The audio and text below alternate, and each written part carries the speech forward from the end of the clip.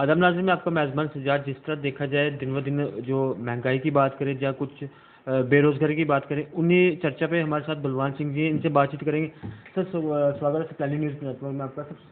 सबसे पहले मैं ये चीज़ जानना चाहूँगा, जब से स्टेट का ओहदा छीना गया है जम्मू कश्मीर यूटी के अंदर, यूटी बनाया गया था, तो तब से लेकर आज तक की बात करें 2019 से 5 अगस्त से आज तक की बात करें, क्या डेवलपमेंट हुई है और क्या बेरोजगारी खत्म हो रही है? और दूसरी तरफ देखा जाए पेट्रोल के दाम देखें आज के टाइम पे वो कम हो रहे हैं कि बढ़ते जा रहे हैं? देखिए, अभी लगभग 2 साल होने वाले हैं। 5 अगस्त 2019 जो है, हमें एक सरप्राइज़ आया। जी बिल्कुल। किसी ने कभी सोचा भी नहीं था कि इस किस्म से हमारा जो स्पेशल स्टेटस है वो छीन लिया जाएगा, क्योंकि रवायत ये है कि बढ़ाया जाता है। मतलब यूटी की स्टेटें बनती हैं, स्टेट्स का स्पेशल स्टेटस मिलता है। जो हमारी स्टेट है जम्मू एंड कश्मीर, इसका एक स्पेशल दर्जा रहा है और इसकी टोपोग्राफी भी ऐसी है कि ये पाकिस्तान और चीन से 3 तक गिरा हुआ है। हमारे पास तो सिर्फ एक ही पठानकोट के ज़रिए रेस्ट ऑफ द कंट्री के साथ हमारा कनेक्शन है, बाकी कोई था ही नहीं। इसलिए जो यूनिलेटरल डिसीजन जो है कि एकदम से स्पेशल स्टेटस छीन लेना, स्पेशल स्टेटस का ये नहीं कि हम कोई उससे हमें हमारे यहाँ के लोगों को फ़ायदे थे। फ़ायदे क्या कि जो हम आए तीसरे दिन फायरिंग हो रही है, बेरोज़गारी है, ये है, कुछ हमारे लोगों का, नौजवानों का जॉब्स प्रोटेक्टेड थे, हमारी ज़मीनें प्रोटेक्टेड थी और हमारे गरीब स्टेट है, बॉर्डर स्टेट है और कुछ प्रोटेक्शन हमें थी जो कि 5 अगस्त को एकदम छीन ली एंड विद द प्रॉमिस कि हम अच्छा करेंगे। एक तरफ से एक रीजन से, कश्मीर रीजन से तो थोड़ा रिएक्शन ज़्यादा आया। जम्मू के लोग बाई एंड लार्ज चुप रहे कि हो सकता है कुछ और बेटर दे, रोज़गार होगा।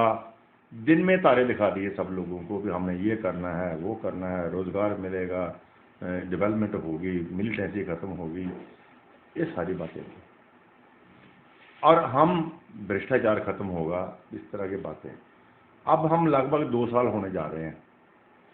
अप्रैल चल रहा है, 2 महीने के बाद अगस्त भी आ जाएगा। तो 2 साल में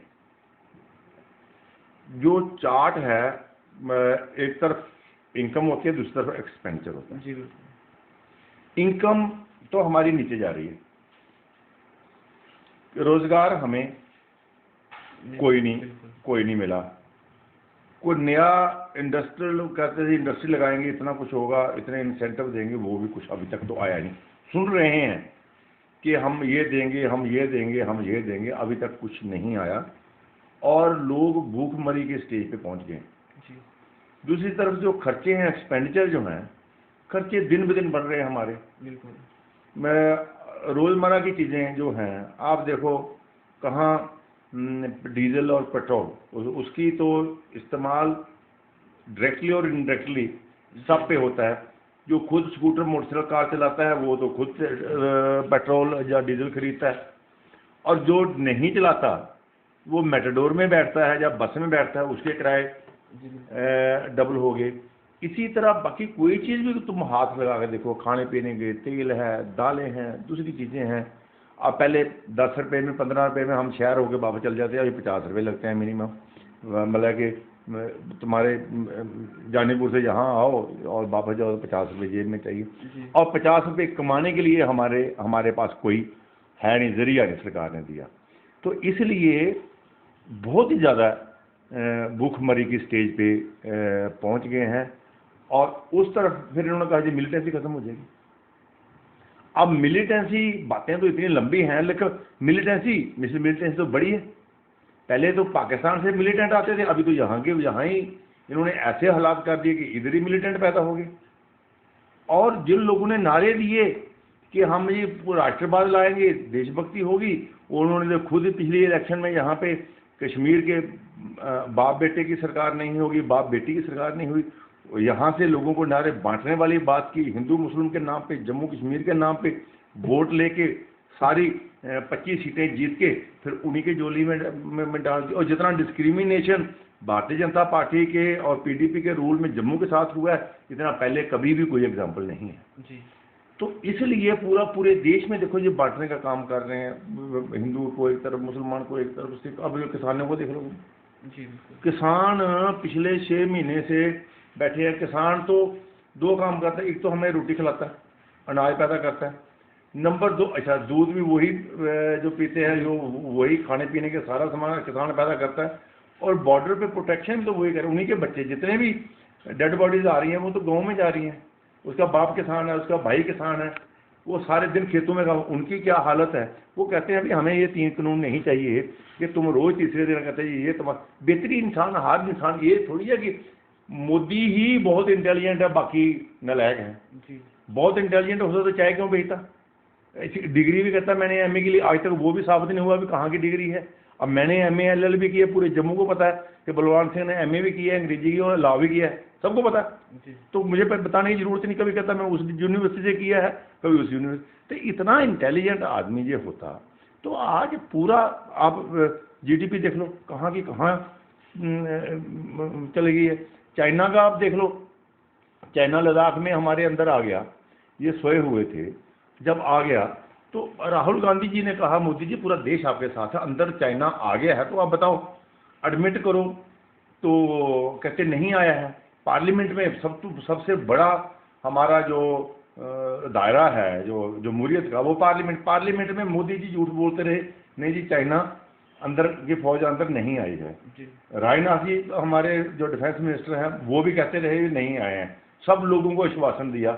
जब चाइनीज आर्मी अंदर आई नहीं थी तो अब कहते हैं वापस जा रहे हैं।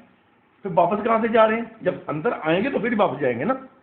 तो मेरा ये है कि इस ढंग से इन्होंने पूरे देश में अफरा कोरोना अटरली फेल हुए हैं। पिछले 1.5 साल से कोरोना चल रहा है, आज 2 लाख क्रॉस कर गया है। ये तो गवर्नमेंट ऑफ इंडिया की जिम्मेदारी है कि तुमने कुछ नहीं, चलो वैक्सीन नहीं बनी, जितनी बनी ठीक है, पहले तो वैक्सीन की तैयारी होनी चाहिए। तेरे को पता है कि ये पूरे वर्ल्ड में चल रहा है, ये दोबारा आएगा। अब वैक्सीन हमारे पास नहीं, ऑक्सीजन हमारे पास नहीं है, बेड्स हमारे पास नहीं, और ये पूरे देश में हाहाकार मची है। अब रोने से, अब मध्य प्रदेश का चीफ मिनिस्टर रो रहा था ये काबू नहीं आ रहा था। तुम क्या कर रहे थे, 1 साल कोरोना ने तुम्हें दिया, तुम्हें पूरी तैयारी करनी चाहिए थी। बेरोजगारी का ये है कि पिछले 2 साल से उन्होंने कहा थे रोजगार को बेरोजगार रोजगार देंगे, पिछले 2 साल से कोई पोस्ट नहीं निकली, नई पोस्ट नहीं। सारे पढ़े लिखे लोग एमए पीएचडी, कोई कॉलेज में निकली, कोई स्कूल्स में टीचर नहीं भर्ती हुए, कोई बाकी जहाँ जहाँ भी है सारा ऐसे का ऐसा। इवन कैजुअल लेबर जिनको 500 रुपये में तुम भर्ती करते हो, सारी उम्र उनसे पानी और इरीगेशन में सारी रात उनसे ड्यूटी लेते रहे हो, और अभी 25-25 साल हो गए हैं, वो बूढ़े हो गए हैं, शादियाँ करके बच्चों में पोते वाले हो गए हैं, अभी तक वो रेगुलराइज नहीं तुमने किया। आप पीछे तुमने भर्ती की है CISF की, और बाकी जो वो लड़के भर्ती हुए हैं उनको भी तुम नहीं ले रहे। यहाँ तो हमारे बटालियन, पूरी बटालियन बॉर्डर पे, आपने सुना होगा कि हाँ जी बॉर्डर के ऊपर पूरी बटालियन खड़ी करेंगे, BSF की बटालियन खड़ी करेंगे, CRP की बटालियन, लोग भर्ती होते आए हैं जी। आज जो हुए हैं तुम उनको भी निकाल रहे हो। वो कहाँ से टोल कर दिया आपने। हर जगह जहाँ जाओ वहीं टोल, जहाँ जाओ वहीं टोल, हर जगह। आज तुमने मतलब श्रीनगर से होके या दिल्ली से होके वापस आना हो, बाई रोड जाओ तो इतने का पेट्रोल नहीं लगता जितने के टोल लग जाते हैं। मैं एक चीज़ जानना चाहूँगा, जैसे यूटी में कन्वर्ट किया गया जम्मू कश्मीर को, यूटी के अंदर टोल की बात, जैसे आपने टोल की बात की, टोल लगते हैं, ये सुना कभी आज तक आपने कि यूटी के अंदर टोल लगाए जाते हैं? ये कमाल। ये मैंने जो कुछ नहीं सुना, हमारा कॉन्स्टिट्यूशन कहता था कि ये जो संविधान में ये था कि ये हमारी असेंबली अप्रूव करेगी ये जो एब्रोगेशन ऑफ 370, इन्होंने वो भी यूनिलेटरली कर दिया। अब तो यूटी के अंदर अभी तो और कितने टोल आने वाले हैं। अब तो शुरुआत ही हुई है, अभी तो आप हर घर के बाहर एक टोल लगाएंगे। अब तो ये प्रॉपर्टी टैक्स लगाने वाले हैं, बिजली इन्होंने प्राइवेटाइज कर दी है। तो वाइन वालों का जो था, कितने फैमिली थी जो रोटी कमा के खा रहे थे। किसी लोगों का तो आधा, हाँ जी एक लाइसेंस है कितना जी, मेरा 1/4 हिस्सा है, एक विडो बैठी है उसी से रोटी चलती थी। अब तुमने सारा बाहर से लाके अब टेंडरिंग करके जो मर्जी आके ले जो यहाँ के जो लोग थे वो कर दिया। अब तुम मिनरल के पे चले जाओ, रेत और बजरी का तुमने वो आड़ करके कहाँ की कहाँ गई हैं। यहाँ के लोगों ने घर बनाने हैं, जो 1500 की ट्राली मिलती है आज 6000 की ट्राली मिल रही है। और एक और इन्होंने कर दिया पुलिस वालों का सिस्टम कि वहाँ से ट्राली आती है, पुलिस वाले पकड़ते हैं और उनको महीना ले रहे हैं। वो महीने शुरू हो गए, बिजली का बिल डबल ट्रिपल हो गया। तो मेरा कहने, और ये तो खर्चे मैं बता रहा हूँ आपको। दूसरी तरफ आमदनी तो कहीं है नहीं, एग्रीकल्चर स्टेट तो हमारी है नहीं, मिलिटेंसी से हम दबे हुए हैं, और जो रोजगार था वो तुमने दिया नहीं। अब तो यहाँ तक आया है जो सेविंग्स हैं, लाइक किसी के पास ज़मीन है, थोड़ी बहुत ज़मीन है, बेटे की शादी करनी है, 2 कनाल बेच के वो कर लो, वो भी कहाँ तक बेचेंगे? 4 कनाल टोटल थी, 2 कनाल बेच दी, 2 कनाल रहेगी, अगली बारी वो बेच के सड़क पे आ जाएंगे। तो मैं ये कहना चाहता हूँ कि बीजेपी के राज में जितने भी कमिटमेंट थी, मुझे सामने इनको आना चाहिए, एजेंडा लाना चाहिए कि जितने भी आज बड़ी बातें हैं, आज की डेट में भी गवर्नर राज है। गवर्नर राज में ऑफिसर ऑपरेट करते हैं, गवर्नर ऑपरेट करेगा। आज भी यहाँ तुम टीवी ऑन करो, ये सतपाल शर्मा जी सड़क की इनागुरेशन कर रहे हैं, ये रंधावा जी ये ट्रांसफार्मर की वो इनागुरेशन कर रहे हैं, ये जी वो मतलब कि जो डिप्टी सीएम कविंदर गुप्ता ये जी ट्रांसफार्मर ऑन कर रहे हैं। यार ये एलजी की सरकार है या बीजेपी की सरकार है? और बीजेपी की सरकार है तो इस किस्म का फेलियर है कि आज जो कोरोना है वो 1000 क्रॉस कर दिया, 1200 के ऊपर जा रहा है। लोग सारे दबे हुए हैं, लोगों को तो पैसे देने चाहिए, लोगों को तो रोटी खाने के लिए पैसे देना चाहिए, तो ये तो टोलो टोल कर रहे हैं, हर जगह यही काम कर रहे हैं। इसलिए मैं ये कहना चाहता हूँ, चाहे वो कश्मीर है चाहे वो जम्मू है, मुझे तो ये लग रहा है कि पहले तो मिलिटेंसी सिर्फ कश्मीर में थी, जो अब भुखमरी के खिलाफ जो आज का जो नौजवान है, जिसको पेट में रोटी नहीं है, जिसकी एजुकेशन है, जिसको रोजगार नहीं मिल रहा, जिसको पैसे नहीं मिल रहे, मुझे शक है कि अब वो फ्रेंच रेवोल्यूशन जैसे जो हुई थी इस किस्म की यहाँ पे भी जो लोग हैं वो इस सिस्टम के खिलाफ बगावत करेंगे और फिर हमारे लिए कंट्रोल करना बहुत मुश्किल हो जाएगा। ये नारों से नहीं चलता। जब ये सिर्फ कोई बात हो, हाँ जी नौकरी नहीं है, भारत माता की जय, हाँ जी ये मेरा फलाना काम नहीं हुआ, भारत माता की जय सारे करते थे। कांग्रेस के नए इतने साल राज किया यार, तो भारत माता तो सेफ ही थी।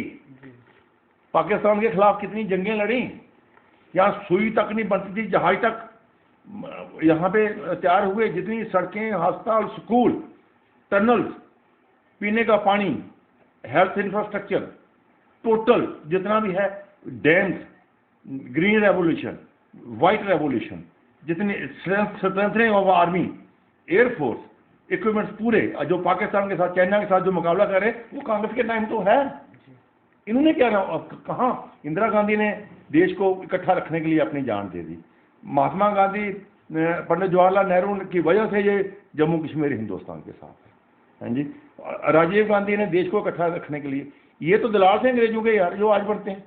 और मैं एक बात कहना चाहता हूँ जम्मू के लोगों को, चाहे मेरी बात को कोई गुस्सा करे, जब तक भारतीय जनता पार्टी पावर में है या जब तक इनकी रेलेवेंस है, जम्मू सूबे का कुछ नहीं बन सकता। मैं तजर्बेकार बंदा हूँ, सुन लो मेरी बात जी।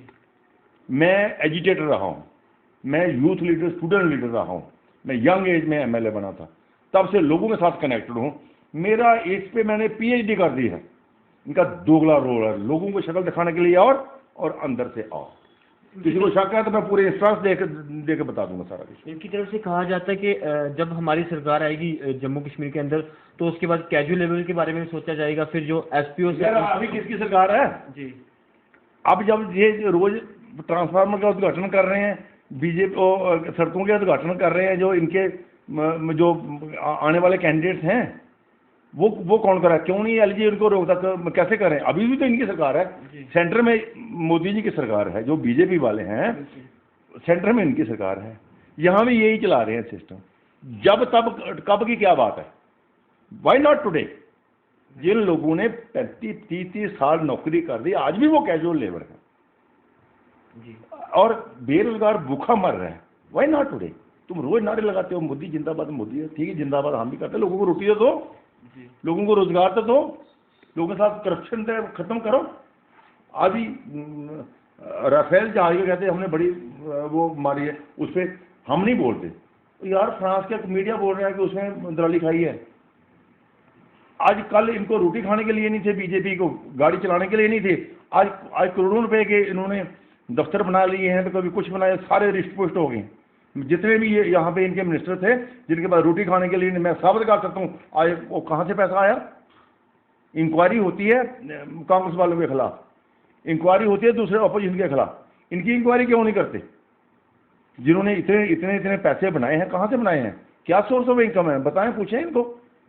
तो इसलिए ये पूरा बेवकूफ़ी है। लोगों मतलब ये लोगों को नारे लगाएंगे हिंदुस्तान जिंदाबाद के, हम भी तो हिंदुस्तान जिंदाबाद करते हैं। हमको हिंदुस्तान के खिलाफ नहीं है। हमने मजबूत तो सारा हिंदुस्तान जो बनाया है, आज जो फ्रेमवर्क है, जो स्ट्रक्चर है, वो तो कांग्रेस ने बनाया है। जब हिंदुस्तान आज़ाद हुआ था तो हमने तो एक हिंदुस्तानी समझ के कि उसमें हिंदू है, मुसलमान है, सिख है, क्रिश्चियन है, वे सब इकट्ठे होके आज़ादी की लड़ाई लड़ी थी कि हम मजबूत देश बनाएंगे। आज एक मतलब कि शक की नज़र से देखते हैं कि तुमको उनको साथ लेके नहीं चलते। सर डेवलपमेंट की पे बात करेंगे। डेवलपमेंट देखा जाए, जिस तरह सरपंच इलेक्शन करवाया गया, उसके बाद बीडीसी इलेक्शन करवाया गया था, डीडीसी इलेक्शन करवाया गया था, वो सरपंचों की तरफ से कहा जाता है कि अभी तक डेवलपमेंट की बात करें अगर, डेवलपमेंट दिखती नहीं है। लेकिन हाँ ये है कि इलेक्शन पे इलेक्शन आती जा रही है, कोड ऑफ कंडक्ट लगते जाते, लेकिन तब तक हमारा टाइम खत्म हो जाएगा, टाइम पीरियड खत्म हो जाएगा। देखो, जब हम इलेक्शन कराते हैं उसको कोई असाइनमेंट देते हैं। सरपंच की इलेक्शन होती है, उसको पंचायत के डेवलपमेंट के उसकी असाइनमेंट होती है कि ये पंचेज है, ये पुराने वार्ड हैं, ये सरपंच है, इसने अपने ओवरऑल पंचायतों में ये काम करना है। उसके बाद इन्होंने बीडीसी इलेक्शन होगी। अब साल से ज़्यादा बीडीसी इलेक्शन में तुमने पैसे खर्चे, लोगों ने इतने पैसे खर्चे, चुन के क्या काम लिया बीडीसी से? अभी तक ये बताएं कि सरपंचों से क्या काम लिया इन्होंने, बीडीसी से क्या काम लिया? अब डीडीसी बना दिए एक और। इनको खुद पता नहीं है कि डीडीसी ने क्या काम करना है, बीडीसी ने क्या काम करना है और पंचायतों ने काम करना है। There should be division of work. ये तुमने एक्सचेकर पे ठीक है पैसे दे दिए जी, चेयरमैन को ये स्टेटस होगा, मेंबर को ये स्टेटस होगा। स्टेटस के अलावा मुझे कुछ दिखा नहीं। स्टेटस के मुताबिक that is a burden on the exchequer. जो खजाना जो सरकारी खजाना है स्टेट का, उसके ऊपर जो पैसा डेवलपमेंट में लगना है वो आप तनख्वाहों में लगा रहे हो जी। और काम जब तनख्वाह दे रहे हो तो उनसे काम लो, काम तो तुमको ले ही नहीं रहे। पंच से कोई काम नहीं ले रहे हो, सरपंच से कोई काम नहीं ले रहे हो, बीडीसी चेयरमैन से क्या? मुझे कोई बीडीसी मेंबर सामने आके दसे कि मैं बीडीसी का चेयरमैन फलाने ब्लॉक का और मैंने ये डेवलपमेंट करवाई है, कोई है ही नहीं। तो आपको क्या लगता है यहाँ पे असेंबली की इलेक्शन करवानी चाहिए थी कि जो पंचायती राज लाए गए, ये इलेक्शन की जरूरत थी तब जब ये डीडीसी इलेक्शन करवाया गया था? मेरा ख्याल है कि देखो, जब बीडीसी डीडीसी हो गया तो असेंबली इलेक्शन करवाने में क्या प्रॉब्लम है जी? असेंबली का कम से कम रोल तो आइडेंटिफाइड है। इनका तो रोल ही कोई आइडेंटिफाइड नहीं है कि डीडीसी मेंबर बना है, क्या करना है उसने। हाँ, ये है कि लोगों को दिखाने के लिए कार्ड में मैं डीडीसी मेंबर हूँ, लोग नमस्ते करेंगे, बाकी काम शाम कुछ नहीं। मैं चेयरमैन हूँ जी बीडीसी का, हाँ जी, लोग नमस्ते करेंगे, काम शाम कुछ नहीं। तो मेरा कहने का मतलब इनका रोल ही आइडेंटिफाइड, पंचायत का फिर भी आइडेंटिफाइड था। इनको बना के बीडीसी और डीडीसी बना के उनको भी, पंचायतों को भी इन्होंने कंफ्यूज कर दिया, ऑफिसर्स को कंफ्यूज कर दिया। और कोई मुझे नहीं लगता, टोटल क्या है कंफ्यूजन हर एवरीवेयर। और अब तो पंचायतों के इलेक्शन ये वेट कर रहे हैं कि कब हमारे खिलाफ माहौल थोड़ा ठीक होगा तो फिर हम करें। और फिर इन्होंने डीडीसी के जो इन्होंने टेरिटोरियल कॉन्स्टिट्यूंसी बनाई है वो भी उन्होंने अपने हिसाब से, तो यहाँ पे मेरा वोट इधर आ जाता है, ये इधर का उधर चल जाए। कोई उसमें रिदम नहीं है, कोई उसमें वो ठीक ढंग से नहीं बनाई है इन्होंने इसी तरह। अभी क्या मैसेज देना चाहोगे जम्मू कश्मीर की यूटी के लोगों को आप? मैं ये चाहता हूँ कि ये जो सरकार है इनको भगवान सतबुद्धि दे। इनका ध्यान जो जीतना है इलेक्शन है वो तो लोग वोट डालेंगे। यार तुम काम करोगे, लोगों की बेहतरी होगी, लोगों में गुर्बत खत्म होगी, बेरोजगारी खत्म होगी, तो लोग खुद ही तुम्हें वोट देंगे भाई। अब जिस ढंग से तुम लोगों को लड़ा के, लोगों को भड़का के लोगों को कास्टिज्म रिलीजन उस पर कर रहे हो, इसमें और भुखमरी पड़ेगी। और मैं ये कह सकता हूँ कि आने वाले टाइम में जो हमने अब कांग्रेस से 45 दिन पूरे लगातार हमने वो प्रोटेस्ट किए हैं, जो महंगाई के इश्यूज थे लोगों के लाए हैं, आज लोग सारे तंग हैं, टोटल तंग हैं लोग। तो इसलिए भगवान उनको सतबुद्धि दे और यहाँ के लोगों को अंडरस्टैंड करना चाहिए कि किसका अंदर का चेहरा, अंदर से सोच क्या है, बाहर का चेहरा क्या है। जब तक वोटर हमारा समझदार नहीं होगा कि कौन उनकी बेहतरी कर सकता, कि पहले राज में ठीक थे या आज के राज में ठीक है, सीधी सीधी बात है। अब सबके राज आ गया, कांग्रेस का भी आ गया, नेशनल कॉन्फ्रेंस का भी स्टेट में आ गया, अब बीजेपी का भी देख लिया हमने।